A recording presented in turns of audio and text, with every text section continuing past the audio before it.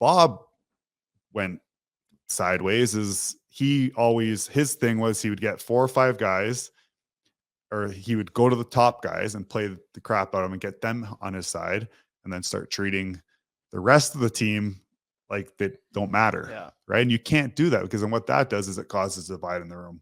I remember being in the dressing room and we hashed it out one day, and like as players, the room was divided. And he had said something in a meeting, in a video, and he attacked like 6 or 7 of the bottom 6 guys, bottom D. And we came in and I was like, that can't happen. Like, our team's divided. He can't treat this half of the room one way and the other half the other way. And you said this to Bob, or no, within the team? dressing room. Yeah. Oh, I said it to Bob too, but Yeah. Bob didn't listen to players. Yeah. So we hashed it out, and then everybody started realizing what he was doing. And this was right after we had success the year before too. We made the playoffs, and we were kind of a good group. And then once you can start seeing a little divide. And then we had that meeting, be like, no, like, he's the coach. We can all hate the coach. We all got to stay together.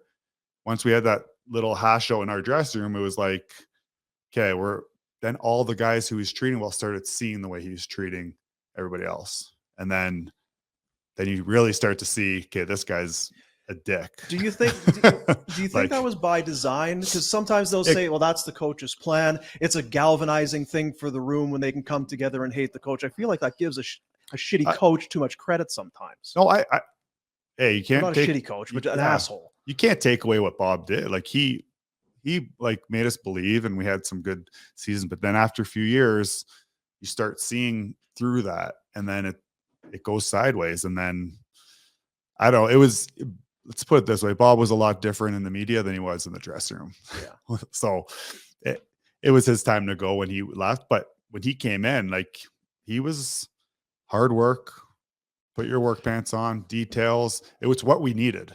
Like, honestly, it's what we needed as a team. It was like, no bullshit.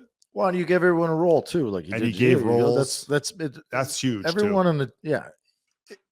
Not everyone, because I said 3 minutes ago, you'll get guys that butt up against that and go, well, I want to be a goal scorer. But most guys, you give them a role and set them up for success. Thank you very much. That's all I need, coach. That clarity is great. And he did that. And he was very, like, before every game, it would be like, this line, home game would be like, this line you're playing against, this line or this line. Like, the game planning he was really good at that. But it just, the way you treat people sometimes catches up. And even backs, I remember backs kind of came to light under Bob too.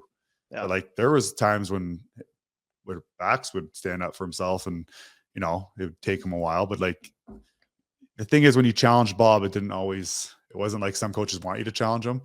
Once you challenge Bob, you're like, you're not ever going to win him back.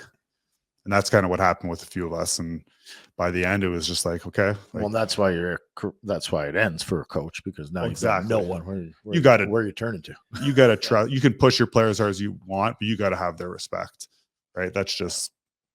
So. And you wonder if it wasn't for Jay Feaster, if Bob would have even coached again after Colorado, because he came here and it was more of the same. The stories were just Atlanta. He was terrible to people. Yeah.